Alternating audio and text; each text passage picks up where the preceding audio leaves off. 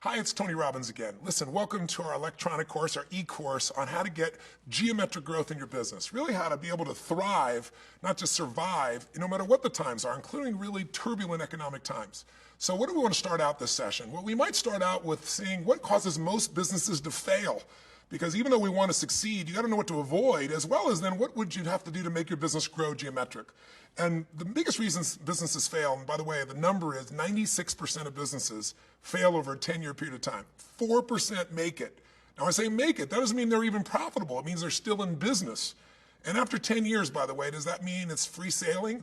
Well, in the world we're in today, with changing economies, changing technology, changing competition, there are companies like Lehman Brothers that, combined revenues would be $1 trillion over a decade or so. They're gone, as we all know. So what is the biggest mistake we make? Well, there are many. But if you look first to see what business is, you'd say, what really makes someone succeed in business? You go to somebody like Peter Drucker, probably one of the most brilliant business minds of the last century. And everybody agrees, the two things that business is really all about that Peter said way back when is it's all about innovation and marketing. What do those words mean? Innovation means finding a better way to meet your client's needs than anybody else does. That's the only way to become wealthy and sustain it. Anybody can make money, but if you're going to be successful in business and sustain that success over years and over decades and really build a brand, something you're proud of, something that will give you the rewards you deserve, then you have to find a way to add more value to other people's lives than anybody else is doing. That comes from constantly innovating, finding a better way to deliver. But you can have the most innovative product and service, and I'm sure you've seen this in your own business life at times. Maybe you've seen somebody else and you have a better product or you have a better service, and yet somebody else is kicking your butt. Why is that? Because they're doing better on the marketing side. Because unfortunately, the best product doesn't always win. Is McDonald's the best hamburger in the world? I doubt it. I'm like hurting anybody's feelings on that one. But what happens is people think if I have just the best product, that's enough. We really have to be the best marketers today as well. And the problem with that is, if you look at a business, let's say you go out to a business and you see a business getting started, and it's a restaurant, a hamburger stand, and you come back to that same restaurant 15 years later, and two guys were starting at the same time. You saw both their chains. 15 years later, you come back, and one guy still got that one hamburger store, one restaurant, he serves a great burger, and the other one's got 35 chains, 35 different venues, and he sold the business for X millions of dollars, or tens or hundreds of millions of dollars. What was the difference? Was it the quality of the burger? I would say to you the difference as an entrepreneur, where your business grows is controlled by two things. Number one is your psychology, and number two is your skills. Because the psychology of someone who's just trying to make the best burger, and trust me, I've got that artist in me. I want to make the best of anything, but I also have to know how to market it or I know my ideas will just die on my lips. Does that make sense? The greatest products don't just win by themselves. And so the guy that built 15, he really developed a different psychology. He didn't just say, I want to build what I enjoy. He kept saying, what does the marketplace need? Who is my customer? Who is really my customer? What's the best offer? What would make this irresistible? What business am I really in? Am I in the hamburger business? Am I in the fast food business? Am I in the convenience business? Am I the experience business? And different fast food chains or people that have grown have picked different elements of that through time to succeed. They didn't just sell burgers. So the point of the matter is you and I don't want to make the mistake, and here's the biggest mistake people make. We fall in love with our product or our service and not with our client, or not with an ideal client. See, when you fall in love with your product or service, it worked for centuries. Literally, you could have a product and sell it forever.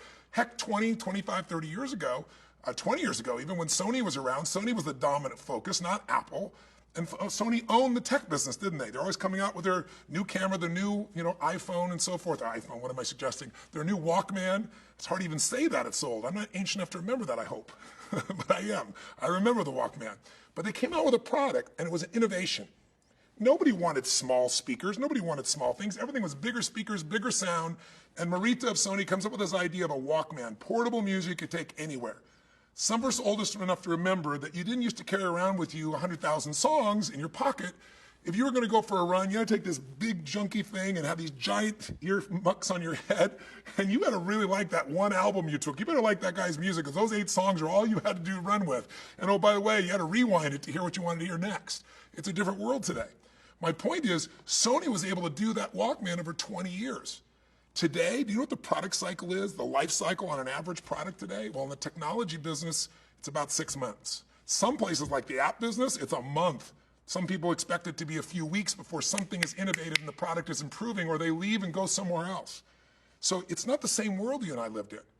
Today, we can't fall in love with our products and services. We've got to fall in love with our clients and figure out every way we could possibly figure out to meet their needs, to anticipate what do they want, what do they need, what do they not even know they need, that if I could deliver that, I'd turn them not in just a satisfied customer, but into a raving fan. Somebody that would tell everybody about my product or service, or tell everybody about my company. When you create that kind of an impact, you'll start to build a brand. And what's beautiful about that is during turbulent economic times, big companies become small, and small companies can become big very quickly. And the failure to adapt to this, to say our products and services have to be changing constantly instead of here's my product and I love it and you should too, and I'm going to keep marketing it to you. Those that fail to adapt don't anticipate what's coming. And here's what you and I have to anticipate. If you're going to be successful, if you're going to be in the 4% that succeed, or maybe the 1/2 of 1/10 of 1% that really succeed, meaning they're very profitable and they succeed long term, if you're going to be in that success category, then you and I have to say, what can we anticipate is coming? And let's deal with the problem before it gets here so we win. Are you with me? So one of those things is obvious. It's competition. How many people have failed to anticipate the competition? I mean, a little company like Yahoo. If I asked you, in the mass majority of Americans or people around the world, what's the first company you think of when you're searching online? We all know 90% plus the people say Google. In fact, it's Google it now, right? People treat it as an action, as a verb. On the other hand, Yahoo was the dominant force. They were there first. But they didn't see the anticipation of somebody might be coming, and they didn't innovate. They just fell in love with the product the way it was. They just felt like they had happy customers, and they stayed with those guys. And now Yahoo, by comparison to Google, is a joke. And nobody says Yahoo it. I mean, maybe on another planet, but I don't think it happens most of the place here. It's failure to anticipate competition. IBM with Microsoft, right? We could go through example after example. You've got to anticipate who is your competition so you can say, okay, if they're coming, how am I going to meet my customers better than they would? Even if they're bigger, stronger, there's a niche here for me. There's something I can do that could add more value. Because I'm smaller, I'm faster, I can change quicker, I can get the lead on the situation. Another thing you have to prepare for that can create a crisis in your business if you don't anticipate it is change in technology. I mean, we all know the bell curve of, when something is changing, and then all of a sudden we get that geometric change. Well, right now, human technology is just at the base of the curve where you're going to see giant jumps where in the next 5 or 6 years, things you would consider magic are going to become part of your daily life. If I pull out your iPhone right now and I asked you, who would have thought 5, 6 years ago, people would be standing in line for a phone? It'd be a joke. What are you kidding me? But today, that phone has combined all kinds of things we don't have to carry anymore. We don't have to need a GPS. You don't need to be able to carry around your telephone and a camera and your GPS and all the other apps and things that we have now. They're all part of that device we call a phone for some reason, probably just because that's what we used to call it. It's not a phone anymore. In fact, most people don't even make phone calls for the most part. They're texting, they're emailing, they're leaving audio messages. It's a different world that we live in today. So my point is, if you and I are going to keep up, if you and I are going to succeed, we got to anticipate that competition's coming. I mean, look at the book business. I create books, obviously, and you look around that industry, it's been changed overnight, right? Because nobody anticipated electronic books were going to come and they'd have such distribution and that people would start using them en masse and downloading at that speed. And it's really hurt the book businesses that just didn't anticipate. Some of them kept putting it off, saying, oh, it won't matter. Or you look at the idea of renting movies, quote unquote. I mean, what happened to Blockbuster? Because they failed to anticipate competition. They saw this little company called Netflix. They had a chance to buy Netflix for $50 million when their company was worth billions. They could have bought it for the price of a fingernail of their corporate till. And what did they do? They passed it up, and just a few years later on, all of a sudden this company called Netflix had done 1 billion rentals, and they still didn't buy it, and they had all the resources. And they waited too long saying, this is being overvalued, we're Blockbuster, we're the dominant force, we have these customers, they love us, we are the brand, we love our product, we love our system, it's not going to go away, at least not soon, till it's gone. How fast? Bankrupt. Company worth billions, worth nothing. Company worth seemingly nothing, Netflix, worth billions. Now, they've made some of their own mistakes, but that's part of another video.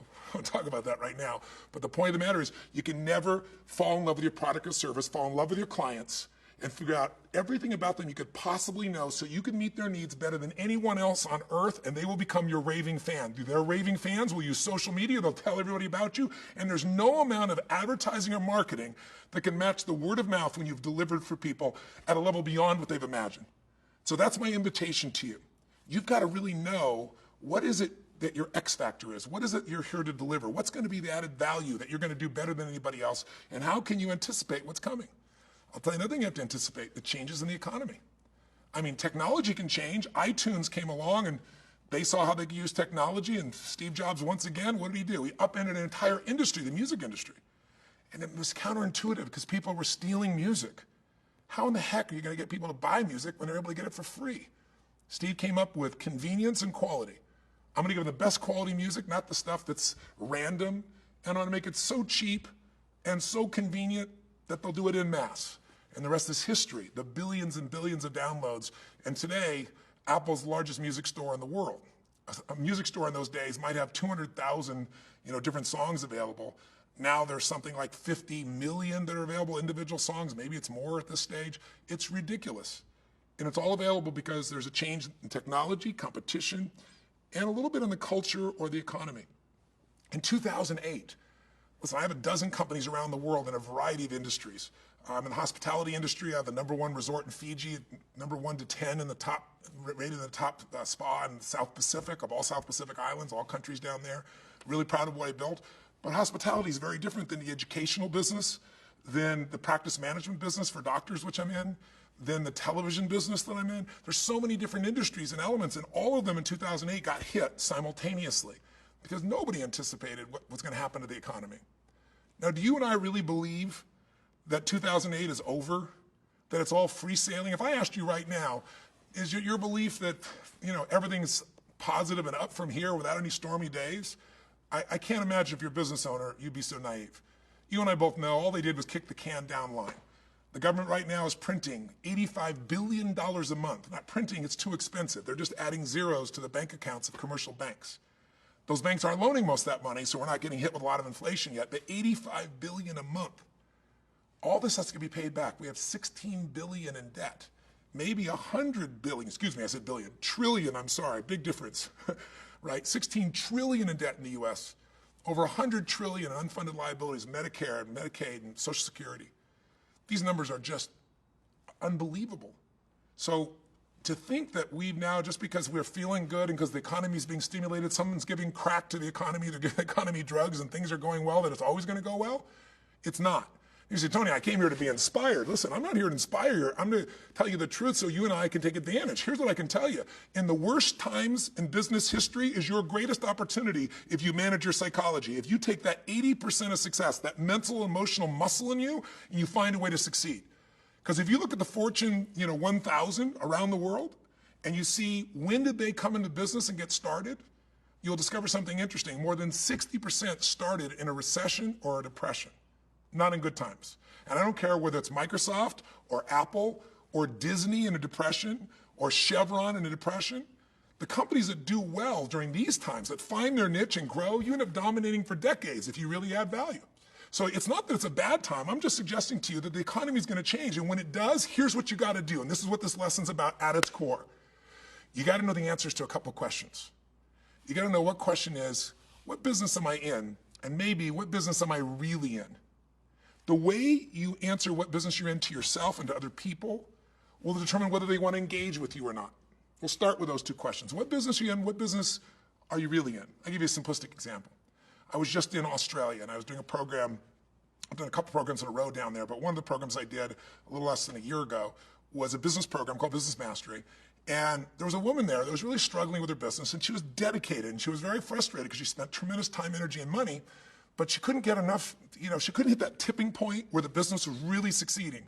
And so I went around the room and I explained to everyone that Apple Computers, which is not called Apple Computers anymore, it's called Apple for a reason, did something strategic at a key stage in 1997, about 16 years ago, when the company was near bankruptcy, to become one of the most successful companies in the world. And one of the things they did is they decided what business they're in was computers. Steve Jobs came back and he said, what business are we in? We're starting brainstorming. I know this because I've got some dear friends that were dear friends with Steve and know his entire history and what he lived through. Mark Benioff being one of those who started Salesforce.com right out of one of my seminars, left Oracle, started this business, and over the last 14 years built it to $4 billion a year in sales.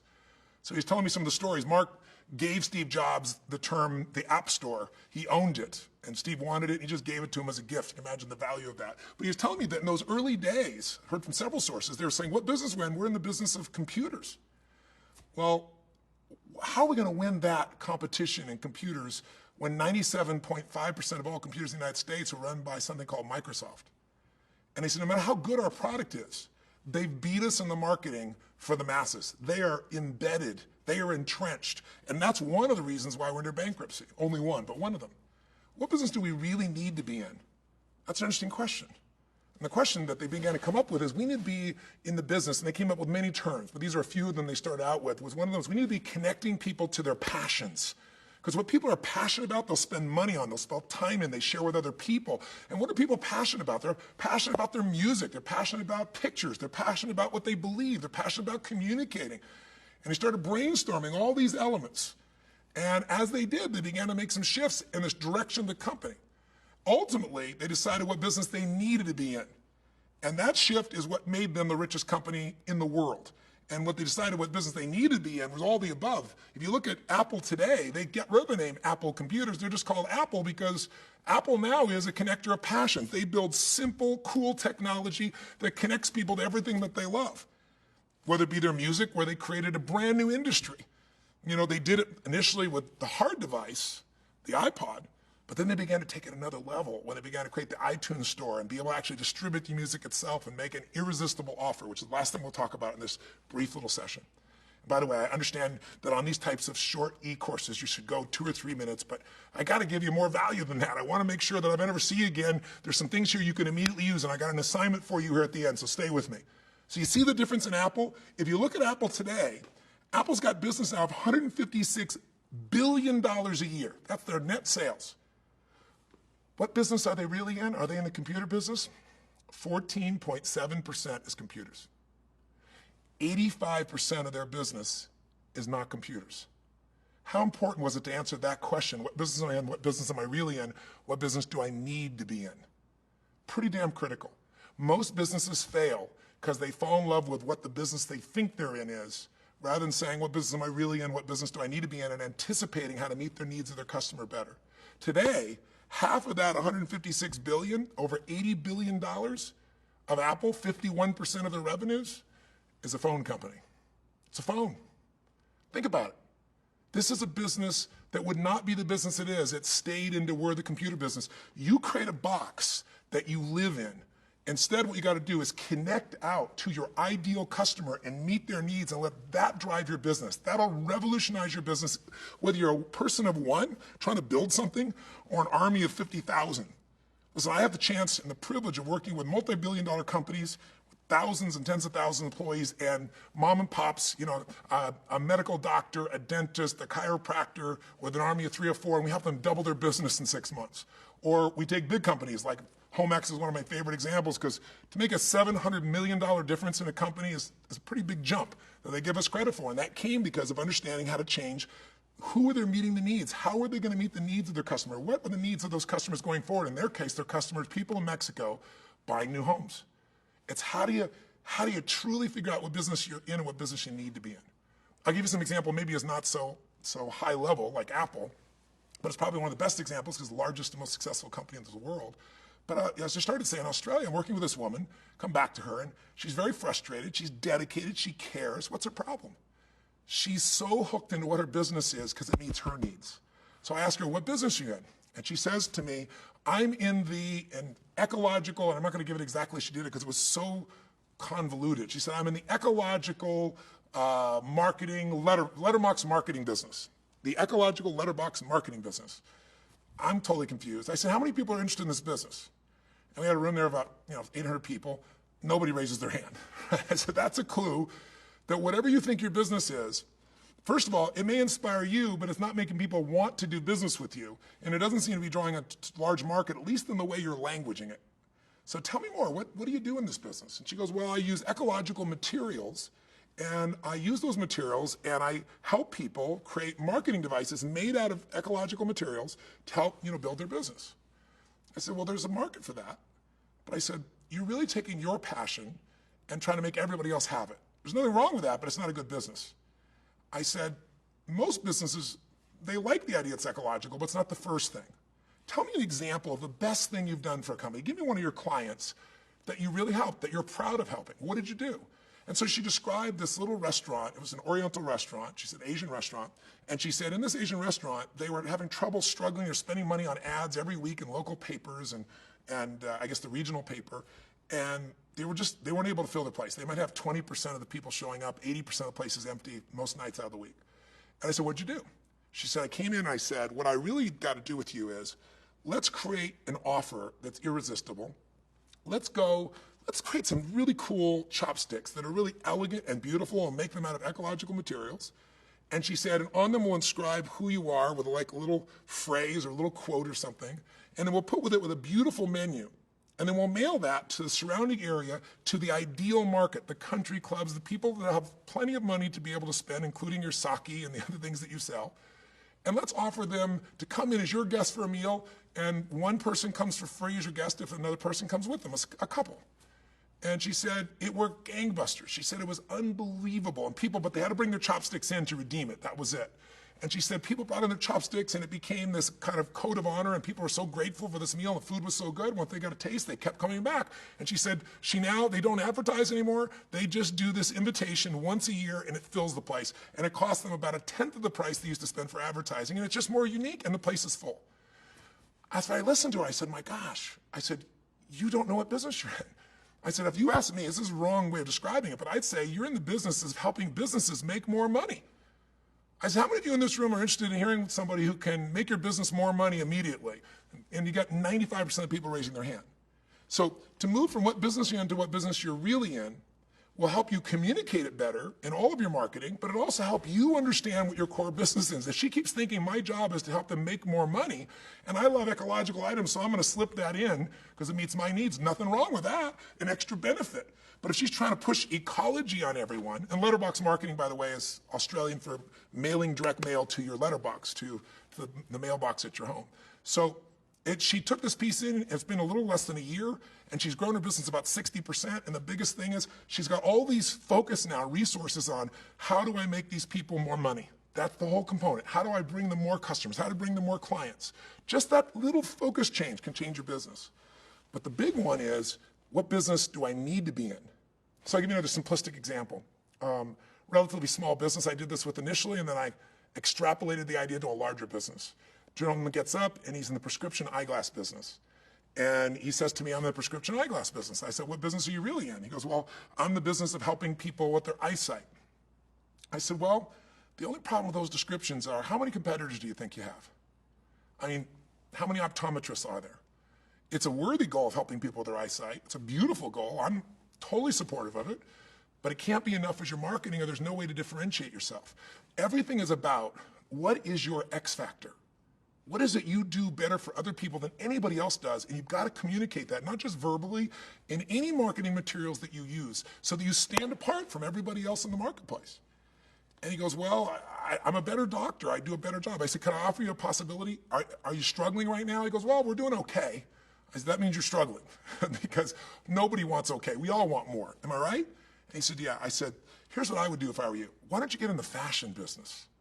There's a lot more margin in the fashion business. He goes, how could I do that? I said, why don't you hire someone whose total expertise is fitting glasses in a way that most complements the person's face? And why don't you get somebody that is either world-renowned, or they could do it with a couple places. Maybe you can get someone to license their name to do it. Maybe there's somebody who's an expert, and you market in all your marketing. Say, anyone can help you with their eyes, and we'll do the finest job of making sure we get you glasses that are perfectly fit for you. But also, we want to make sure you look beautiful. We want to make sure you look handsome. We want to make sure that the look is perfect for your facial structure. That's what we do differently. And when you come in, we give you this fashion, and I'm giving you the absolute wrong word I said to the guy. You come with the right word. But we're going to give you this orientation so that whatever glasses you get, you actually are thrilled that not only you have better eyesight, but your overall look is something that you enjoy and produces more confidence and joy in your life. Well, sure enough, explosion in his business, starts advertising this, he has a differentiating factor.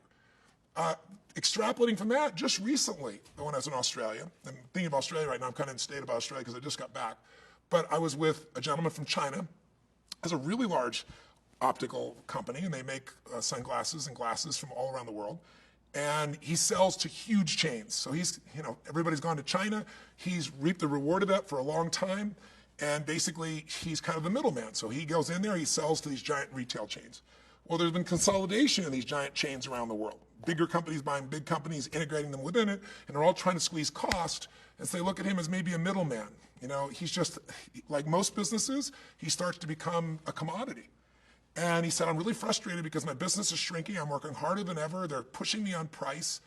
And he goes, I don't have, there's only so many customers I can sell to. And I said, here's the thing you got to do. That's your psychology. You can never accept a limitation. That's all the customers you can sell to. How many people need sunglasses? And he goes, well, what do you mean? I said, how many? He goes, well, billions.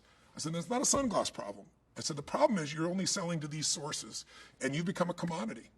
What business are you in? He goes, well, I sell discount sunglasses. I said, maybe you need to get in the fashion business. Maybe you need to get into a business where you partner with somebody. And so sure enough, he decides Jay-Z is his target. If I get Jay-Z here to do this with me and give me a line of glasses I design, I can still sell them. I can still build them at the lowest cost, but I'm gonna have a big margin. And now I can go to these big chains and they can't all get Jay-Z. They can get glasses, but they can't get all Jay-Z. That's the added value. So in summary, here's what I'm saying to you. If you're gonna succeed and be the 1% of 1%, whatever the real number is, I mean, I'll give you an idea, 5% of businesses in America, 5% do $1 million or more. Gross, that's not net profitability. It's crazy. Only 5%. The number of businesses that do 5 million or above, 0.4%. That's gross. The number of businesses that do 10 million in gross sales or above is 0.00006, or to give you an idea, 6 out of 100,000 businesses will even do 10 million in gross revenue. I know it's hard to believe when we see the Googles and the Apples, but that's real business. If you're going to be one of those people that's the 0.000 whatever that's unbelievably profitable and growing, then you got to know what business are you in. That's going to be your assignment when we shut this little video off here, if you haven't already shut me off and I'm just talking to myself in the middle of space, right? So what business are you in? And then see if you can take a few rights at what business are you really in.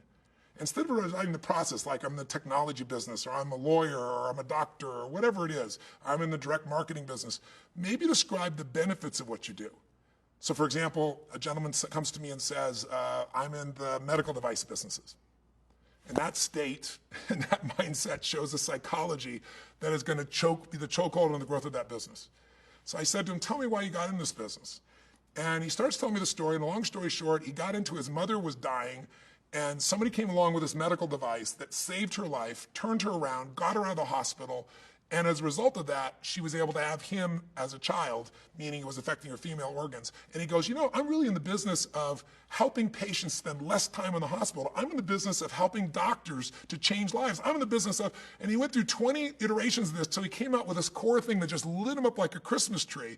And now he's out there charging on the world with a totally different place than I'm in the medical device business. And when he talks to somebody about it, or he markets it, he's got a message to share that separates him from everybody else that sells a bunch of devices. Does it make sense? So it might feel weird at the first step to be starting out with this, but if success is about innovation and marketing, then you got to decide who's my customer, who's my ideal customer, and what do they need? What business am I in? What business do I need to be in? What business am I really in? What business do I need to be in? Those are the first 3 questions. If you want to go for bonuses, because I've gone over my time, I'm sure, I give you this. Who's my customer today? Who would be my ideal customer? See, in 2008, I know a lot of companies, really successful companies, where people were just not spending money, but someone's spending money still. And they decided, who's my ideal customer? And they went after that customer, and it can change your entire business. Because they have the money or the time or the resources to say yes, if you find a way to meet their needs and add more value than anybody else ever dreamed of. So who's your customer? Who's your customer need to be? Over the next 3 to 5 years, who should your customer become? And I'll throw one more in for you. And that is, if you want to know how to change your business the fastest, after all this, fastest way is create a new offer. Create an irresistible offer. See, I always tell people, new offer, new life. New offer, new business. I'm old enough to remember a company you're probably too young to remember, being ancient as I am. When I was a kid, they used to have this thing called the Columbia House Music Club. And they used to send this thing around and advertise in magazines and in the mail. And it used to say you could get 10 of these, in those days, cassettes or albums. You get 10 of these for 99 cents. And once you signed up, of course, then you got a new album every month at the normal retail rate. They built $1 billion company off that simple offer by making an offer that seemed irresistible. In some cases, they did it to like a penny for 10 pieces of music or 10 albums. But they created an offer that made people want to participate with them.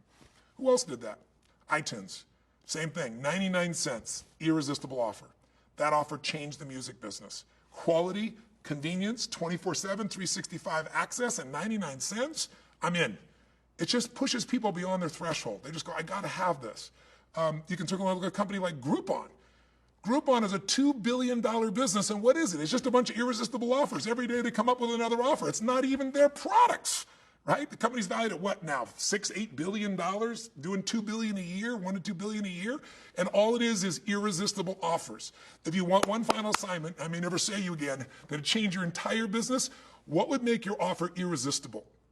Is it getting so much at once? Is it a guarantee? Is it a reverse risk that if you don't love it, here's what I'll do for you?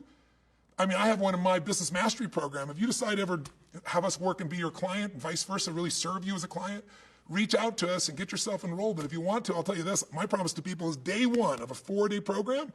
If that program, that first day, doesn't give you more than $1 million worth of value on day one, and it's totally in your view, saving $1 million or making $1 million minimum, you get to take the whole day, everything you learn for free, we give all your money on the spot. Nobody leaves. Why? Because they get so much more the first day and they want day 2, 3, 4. It's an irresistible offer. People go, I don't have the time, I don't have the money. Go, if that guy's willing to let me take everything he's got for a full day, I'm willing to take a look because I got nothing to lose. It's an irresistible offer. What would make yours irresistible? What's your Columbia House? What's your Groupon? What's your 99 cents? That once you get people close to you and you really match their needs and meet their needs and exceed their needs, that they'll not be a customer anymore, they'll be a client for you. That's why I'm doing this series. Our hope is to trigger you, add value to you, hopefully get your business to succeed even more. And as a result of that, have you get a sense of what we're really about and get a chance to serve you as a client at an event or some other service if we can. But regardless of what comes out of this, we're going to add the value to you, knowing that if you grow your business, that'll be something we're proud of regardless. So those are the assignments. You'll see it written down below so you don't forget. What business are you in? What business are you really in? And make it about what you really give people, the benefit instead of the process. What business might you need to be in? Who's your customer? Who does your customer need to be? What's an irresistible offer that could just transform your business by bringing you a ton of business and people saying, okay, I'm going to step up if you step up with me and make me this unique offer. I hope this is valuable. If it is, tune in for our next session. I don't know how they're being sent to you, but whatever sequence they are, but I know this is the first one, and I hope that I hope you get some value out of this and you really think and act. If you just turn this off and you don't take any time to think this through, it'll be stimulating to you, but it won't give you long-term value. So I'd really encourage you, turn me off now and write down the answers to these questions and capture it and come back to it. And if you have a staff, whether it's 3 or 30,000, this might be an interesting question to ask them as well. Remember the power of Apple. What happens when you start to decide what business you're in versus what business you need to be in? You make that shift, you can change everything, and you'll be one of those people that has geometric growth in your business. And that's true. I hope someday we'll meet each other and you'll come up and share me the story of how you've shifted your business and the rewards you've created. So thanks for letting me visit with you. Hope to see you in the next session. Till then, live strong, live with passion, and love your business.